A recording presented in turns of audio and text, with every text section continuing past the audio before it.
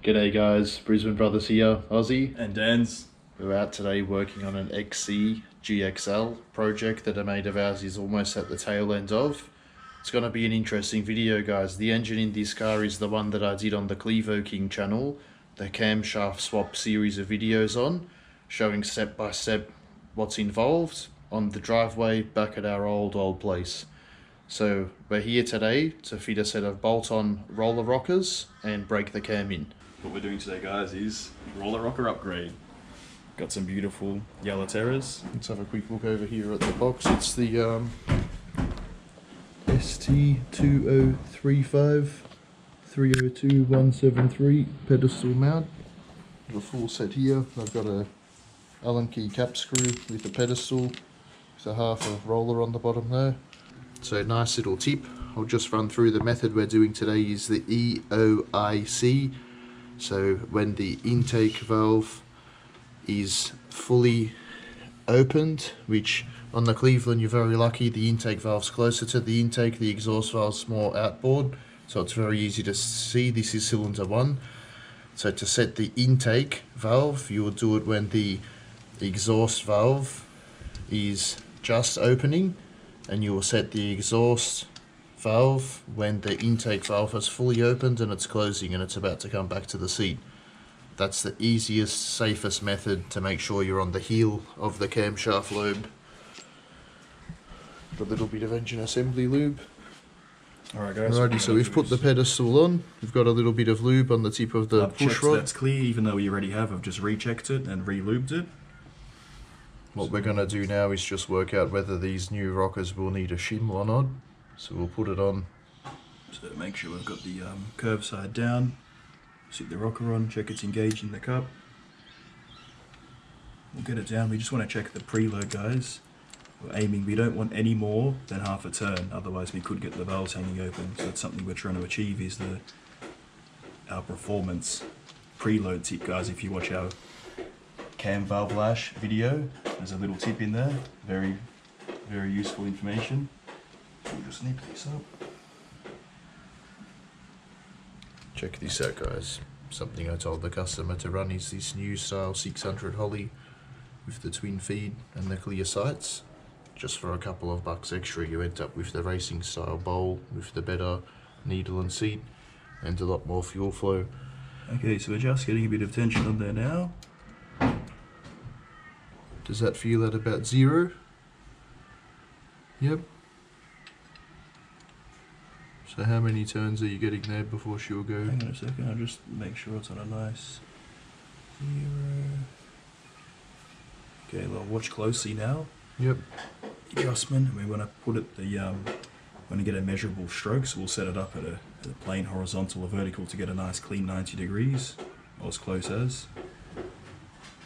Alright, so we'll go, so it should be 0, we'll go at 190. So 90 degrees. Go another half, so that's... We wanted a half turn, half turn, so that's a half. Half turn, let's check now how much more. So that's, we don't really want to go more than that, so we'll have a bit of a look now. It's another 90. That's a full, so that's about tight there, 360. So we want to take out roughly half a turn. So let's get, at least. let's yeah, measure so one just turn past, yeah, it's tight now. So we want to just past 360 degrees, and we don't want to go any more than 180, half a turn. So we'll have to go through to the right spot, so the preload's not too much. This is the pedestal part that mounts on the head, and there is indiscrepancy within certain Cleveland heads. There's some are higher, some are lower. So you've got to just be mindful of it. So the shim's going to sit there, and it's actually going to raise the height of the rocker.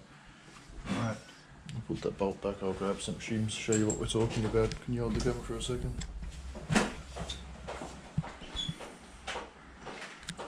Absolute beauty. Alrighty. These are our shims. I've got a couple of different thicknesses. What we want here is something quite thin, about half the turn of that Allen key thread. There's all different thicknesses here. You can stack them up, but there's some really fat ones there that are quite thick. I think I've got 2 full sets. Maybe not everyone will need a shim, but at least we know for now the exhaust I'll fish out 8 skinny ones.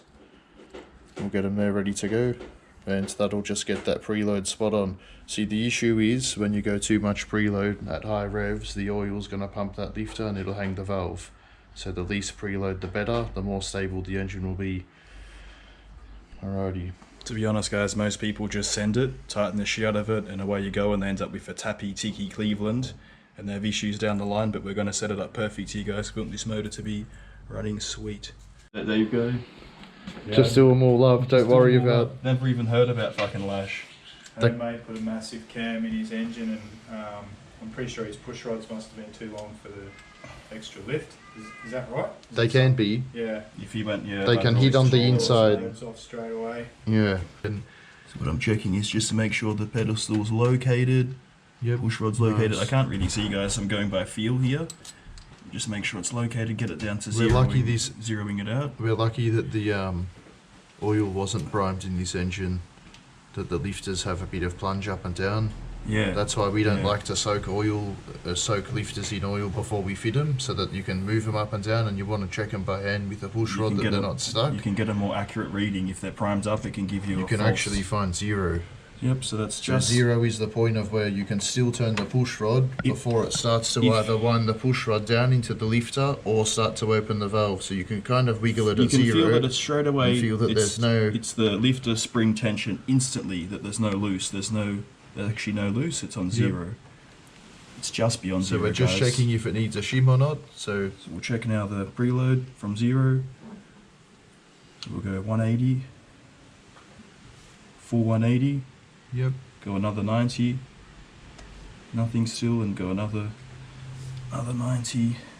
So like the last one guys, almost a full 360 degrees we want to take out. So once we've checked the first two exhausts, we can just assume now that all 8 exhaust valves are just going to be a thick shim, and you just go through and just smash them out. And then we'll obviously double check it as we're setting it that it's correct, but that's what it looks like.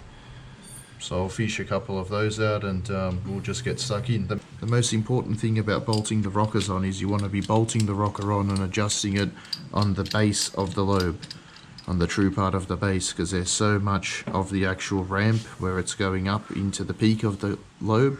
If you're adjusting it anywhere around there, it'll be wrong. It'll be loose. Alright guys, little tip, just quickly. A lot of people don't put the right hose on the brake vacuum. It's got to be a nice thick, proper brake vacuum hose so it doesn't collapse on itself. And it's got to be clamped off so it doesn't suck any air. Brakes are very important. That's one of the first places when we have a vacuum leaks that we're trying to isolate on an engine. We come and suss this hose. No one clamps it, they push it on, it dries out, it gets brittle, and it starts to have a bit of a tuning issues that it can lead on to. We're nearly done with these roller rockers guys, this side's done. Just got the one over here. Alrighty, nice bit of footage here. I've been very excited to get this engine cranking. It's been a hell of a long time between selling it, getting back out here, and getting this break-in video. Should be sick. Very happy with that guys. Look how nice the car is.